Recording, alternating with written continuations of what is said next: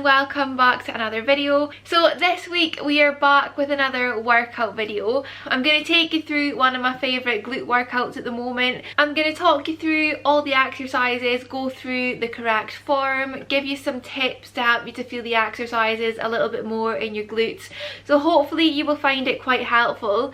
I have done a couple of these types of videos before, so I'll leave those linked down below. If I remember correctly, they've got completely different exercises in them to this video. So if you're interested in like working on your glutes, then I would definitely recommend checking those out as well. So recently I wrote myself a new workout plan, and this workout is my favourite of the 3 lower body days that I am doing. So I thought I would just kind of do a bit of an in-depth video, like I said, going through all the specific exercises and just talking you through them. There's a couple of new exercises in this training plan that I had never done before, and so far I am really enjoying them, and I'm really feeling it in my glutes. So yeah, I just kind of thought it would be helpful to do a video and hopefully introduce some new exercises to you guys as well. So the first exercise that I do in this session is your classic barbell squat. These are definitely, they've always been like my weakest exercise, but recently I'm really enjoying doing them, and I'm also kind of managing to progress on the weight quite a lot as well. So yeah, these are definitely a staple for me at the moment. Ideally you would want to do them on a squat rack just so that you can try and go a little bit heavier, but if you're maybe not quite confident enough to go into the free weight section in your gym, then you could always just kind of do them with a smaller bar, or even goblet squats as well. But if you want to get the most out of them, I would definitely recommend going onto a squat rack and using the big bars. So basically a squat is pretty simple. You're just going to have the bar resting on the muscly part of your back. Just kind of find a spot that's comfortable for you and it's not hurting too much. I like to have my feet slightly wider than shoulder width and my toes turned out a little bit. That just really helps me to feel it in my glutes. So it's kind of halfway between a standard squat and a sumo squat. Like I said, that's just kind of how I personally feel it in my glutes, so that's what I go for. You want to squat down like you're sitting on an invisible chair, and then pushing up through your heels, you're just going to stand back up nice and straight. The main things to focus on in a squat is number 1, making sure that you're getting low enough. So when you're at the bottom of a squat, your thighs should be at least parallel to the floor, if not lower. Basically, your glutes are the most activated in the stretched position in a squat, so that's basically when you're at the bottom. So when you're at the bottom of the squat, that is where your glutes are working the most. The lower you get, the more stretched they're going to be and the more glute activation that you're going to get out of it. So make sure that you're getting nice and low in the squat. Parallel or below is what you want. Also, you want to make sure that you're pushing through your heels. So a common thing that you see in squats is people, when they start to push up, their heels kind of lift and they push through their toes. You do not want that to happen. Make sure that your heels stay on the floor and like really push through your heels. And then the final thing that I want to mention about squats is you don't want to like thrust your hips forward at the top. A common thing with squats is people wanting to squeeze their bum at the top of the movement, and I mean, if you want to do that, then like it's not really going to do much damage, but just make sure that you're not like thrusting your hips forward. If you want to do like a little squeeze, then that's fine, but make sure that you're not like pushing them forward, if that makes sense. Like I mentioned before, your glutes are working the most at the bottom of the squat, so by squeezing your bum at the top, it's really not gonna do that much. It's not gonna like add anything extra. So yeah, the main thing to focus on is getting nice and low into the squat. So in this session I do 4 sets of squats, and I normally go for round about 8 reps, and I try and kind of push it as heavy as possible. This is kind of like the main compound movement in this session, so yeah, try and kind of get it as heavy as possible for the full 4 sets.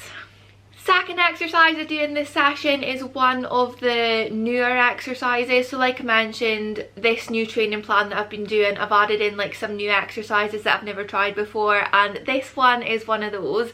So this is a calf glute bridge. I don't think it's a very popular one. I mean, I personally hadn't really heard of it until a couple of months ago, and it's not really one that I see a lot of people doing in the gym, but since I've started doing it, I've really been enjoying it, and I do really feel it in my glutes. So basically, you're gonna set up as if you're doing a barbell hip thrust. So you want the bottom of your shoulder blades to be resting on a bench, a step, a box, whatever you've sort of got access to, and you're going to have the bar across your hips exactly like in a barbell hip thrust. You'll see in the little demonstration that I'm going to show you in a second, but the movement is basically the same as a hip thrust, but you're not coming the full way down. So obviously in a hip thrust you go to the top of the movement and then you bring your hips kind of like right the way back down, whereas in a calf glute bridge you're only bringing them a tiny little bit down and then coming back up from there.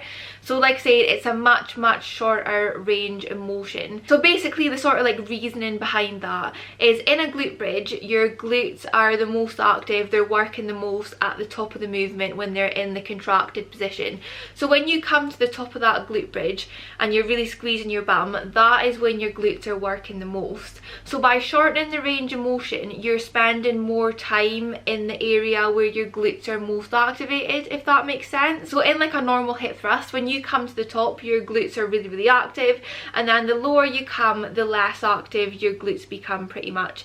Whereas in this calf glute bridge, because you're only coming down a tiny little bit and then pushing back up, your glutes are staying in that active range for the full set rather than just when you're at the top half of the movement. I hope that sort of makes sense. That's kind of the reasoning behind shortening the range of motion. Obviously hip thrusts are still an amazing exercise to do for your glutes, but I've done hip thrusts kind of consistently for a while now, so I just wanted to mix it up, and this is why I decided to try this. And like I said, so far I am really enjoying it.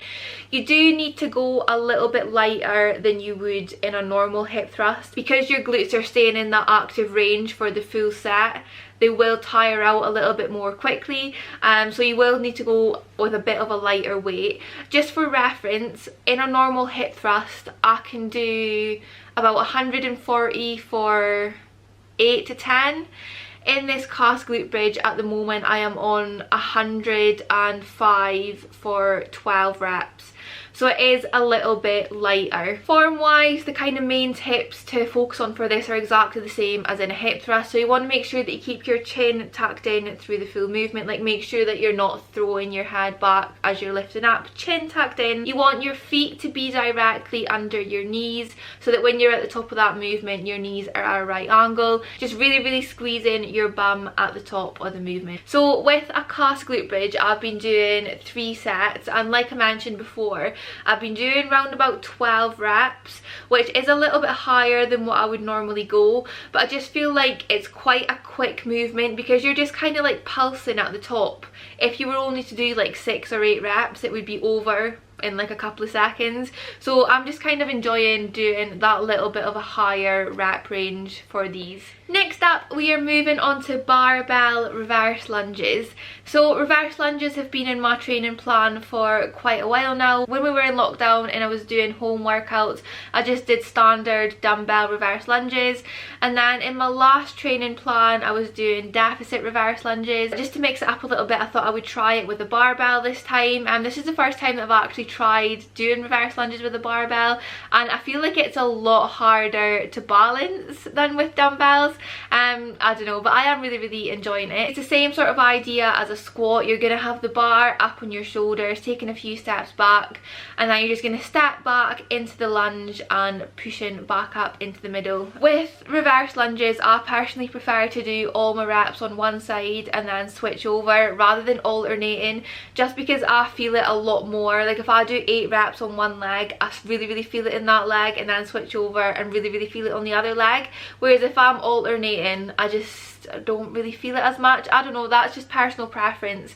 Obviously you can alternate if you want, but this is just how I do them. The main thing to sort of focus on with lunges, same as with a squat, is making sure that you're getting low enough. So the same as a squat, your glutes are the most activated in the stretch position in a lunge. So when you're at the bottom of the lunge that's when your glutes are the most activated. So the lower you get the more stretched they're going to be and the more active they're going to be. Like if you're only kind of coming down half the way into the lunge, your glutes aren't going to be as activated if you were coming down the full way. Also, you want to make sure that you're pushing up from your front leg, and that's the leg that's doing all the work. So just pushing up through your heel on that front leg and bringing it back to the middle. The general rule of thumb with lunges is if you're stepping back into a lunge, so a reverse lunge, that's going to target your glutes a little bit more. If you're stepping forward into a lunge, then it's going to target your quads a little bit more. That's why I always go for the reverse lunges. And again, with these, I just kind of like to try and go as heavy as possible and just really try and get the most out of the movement. I always go for 3 sets of these, and I kind of go for anywhere between 8 and 12 reps on each side. So those are the 3 kind of main compound, like heavier exercises that I do in this session, and then the second half is more like the little isolation accessory exercises. So moving on to the cables for the next one, we have got cable kickbacks. Now, I have avoided cable kickbacks for so long. Like, I have never been a fan of them.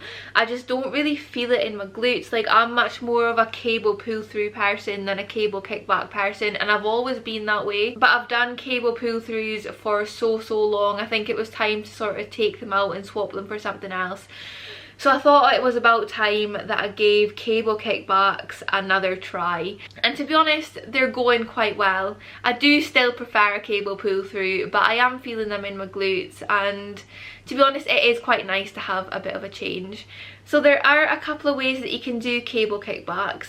The way that I do it is with a straight leg, but obviously you can do it with a bent leg as well. I just find that this way works better for me, and I can feel this one in my glutes a lot more than I can if I do it with a bent leg. Basically, you're going to set the cable right to the bottom, and then you're going to pop on an ankle strap and attach it to the cable machine. If your gym doesn't have an ankle strap, you can just use one of the little handles and like wrap it around your shoe, and it's just going to work exactly the same. You want to take a few steps backward, holding on to the cable machine for a little bit of balance. Keeping your leg nice and straight, you're going to kick it back nice and slow and controlled, and then really try and squeeze your glutes at the top and then bring it back down into the middle. The main thing to sort of focus on, regardless of what way you do them, is make sure that you're not arching your back. Don't just like chuck your leg up in the air and hope for the best. Like, really control it and focus on working your glutes. I do 3 sets and I go for 10 to 12 on each side. And then I finish off this session with a little superset. For anyone that doesn't know, a superset is when you do 2 exercises back to back. So for this superset, the first exercise that I do is frog pumps. So for a frog pump, it's very similar to a glute bridge, except you're going to have the soles of your feet together, knees pushing out, and your legs are going to be forming a sort of diamond shape. From there, you're just going to push your hips up, squeeze your bum at the top, and then bring them back down. I like to use a dumbbell and a resistance band for this one. Obviously the dumbbell just adds a little bit of weight, makes it a little bit harder, and I have a resistance band just above my knees because obviously you're pushing your knees out in this movement, and then having the resistance band just kind of gives you a little bit of resistance to push out against, if that makes sense. So again, it just kind of makes it a little bit more intense. By having the soles of your feet together and your knees sort of pushing out, it's meaning that your hips are starting in like a externally rotated, abducted position, which is putting more emphasis on your glutes than a glute bridge. Obviously a glute bridge is a really good glute exercise, but just by switching up your foot placement, you're just kind of activating your glutes a little bit more in a frog pump. For frog pumps, I'll go for 20 reps. Just kind of like a solid 20, and I try and increase the weight every week if I can. And then I superset that with side clams. This is another new exercise that I've personally never really tried before. I have seen it a lot on Instagram, and to be honest, I've always kind of just never really given it the time of day. I just kind of think because it's like a body weight exercise, I'm always just kind of like, oh, you know, whatever. But I decided to include it in this video, and let me tell you, this absolutely burns. Like, I am really enjoying this exercise so far. It is much harder than I ever thought it was going to be. So for a side clam, you're basically going to lie on your side supported by your elbow. You're going to have your legs sort of on top of each other with your knees bent. So you're going to lift your top knee out to the side at the same time as pushing your hips up onto your bottom knee. To be honest, I don't really know how to explain this, but obviously you'll see in the video and hopefully you'll be able to sort of like get an idea of what I mean. So you're kind of like pushing yourself up and opening your knees at the same time. Like I said, it doesn't really look like much, but once you get going, that bottom glute is going to be on fire. This is one that did take me quite a while to get used to. It does feel really strange at first, but a couple of weeks in, a couple of weeks of practice and you'll be totally fine.